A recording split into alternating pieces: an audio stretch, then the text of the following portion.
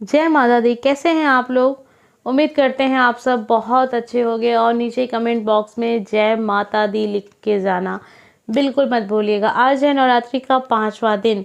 तो आपके सामने यहाँ पे 2 नंबर दिख रहे हैं। कार्ड्स मैं आपको नहीं दिखा सकती हूँ, वही बात है कि आप कार्ड्स को चुन नहीं पाएंगे, क्योंकि दोनों ही कार्ड्स जो ऐसे हैं जिसमें हमारे देवी देवताओं के स्वरूप है और उनके नाम हैं, ठीक है, उनकी तस्वीरें हैं, तो चुनना थोड़ा सा दिक्कत वाला हो जाता है, बहुत ही कठिन हो जाता है बहुत सारे लोग के लिए।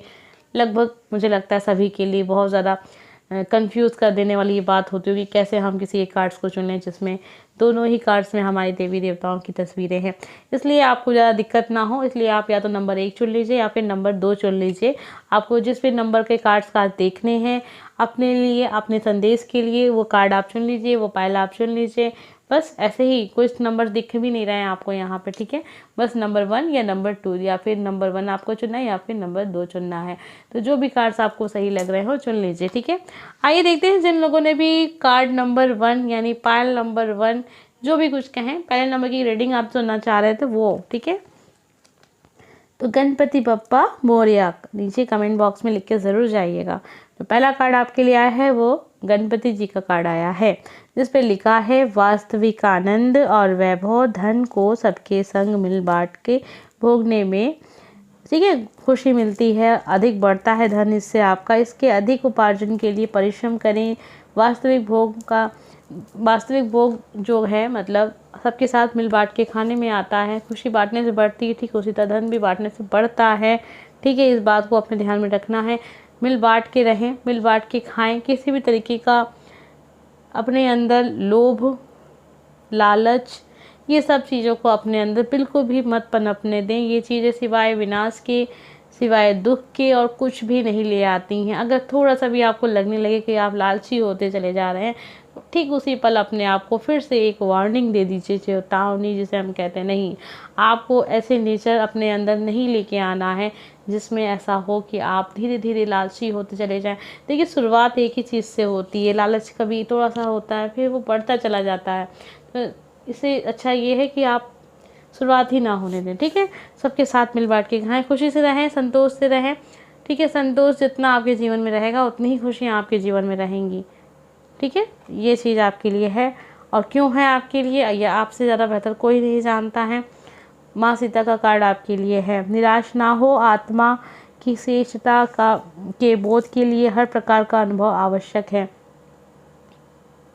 देखिए क्या है ना, कभी कभार ऐसा होता है कि जीवन में बहुत निराशा जब हमारे आ जाती है, तो हम कहीं ना कहीं बहुत ज़्यादा निराश हो जाते हैं, हताश हो जाते हैं, और हमें लगने लगता है कि अब तरक्की नहीं होने वाली जीवन में।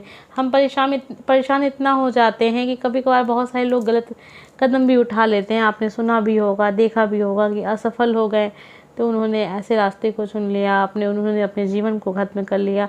ये सारे विचार मन में आते जाते रहते हैं, ठीक है, हर पल, ठीक है। तो जब तक आपको इन सब चीज़ों का सामना आप नहीं करेंगे, तब तक आप एक श्रेष्ठ इंसान जिसे हम कहते हैं वो नहीं बन पाएंगे।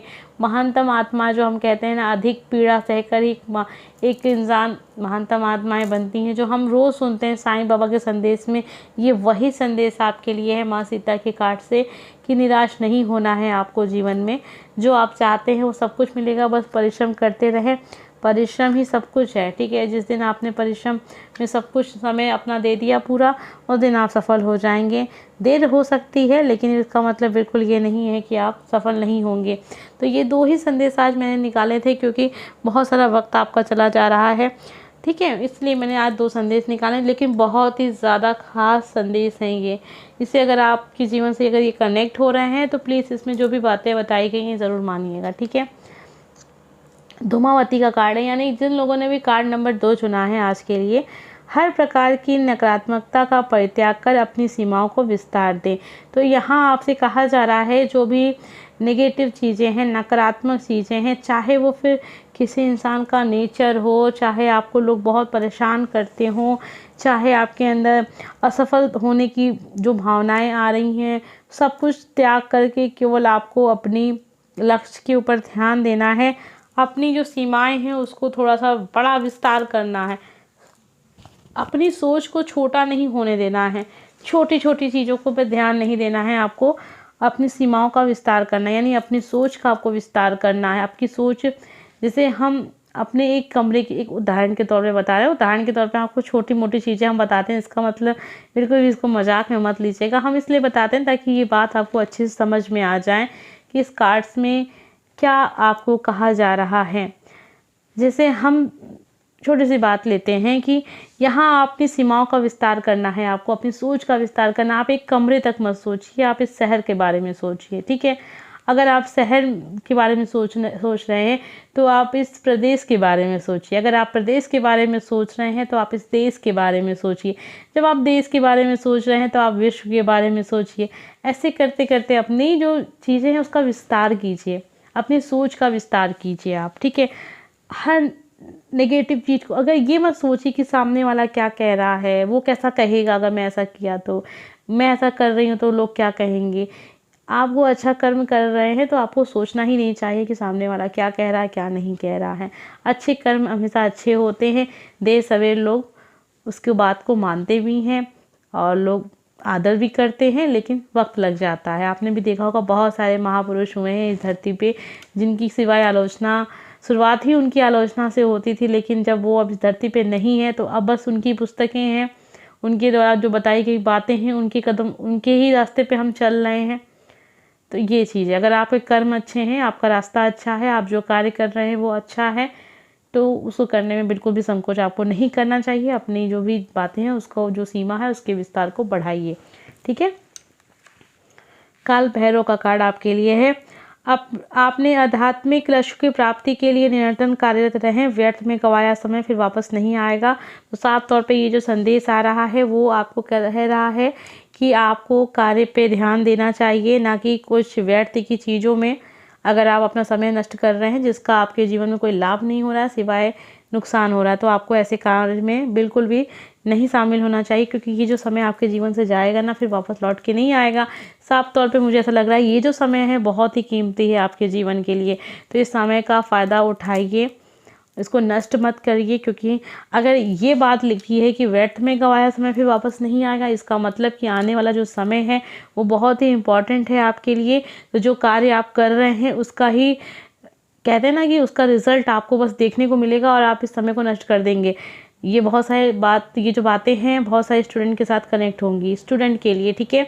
और भी बहुत सारे लोग के जो भी कार्य कर रहे हैं, कुछ सबके साथ कनेक्ट होंगी कोई कार्य अगर आप कर रहे हैं तो, लेकिन खास तौर पे स्टूडेंट के लिए यहाँ दिख रहा है। क्योंकि अक्सर होता है ना कि हमें लग रहा है कि अभी परीक्षाएँ कैंसिल हो रही हैं, अभी तो बहुत ज़्यादा कुछ भी पढ़ाई लिखाई नहीं चल रही, तो इसका मतलब ये है कि आगे अभी परीक्षाएँ होंगी ही नहीं, अब समय ऐसे ही चलता रहेगा।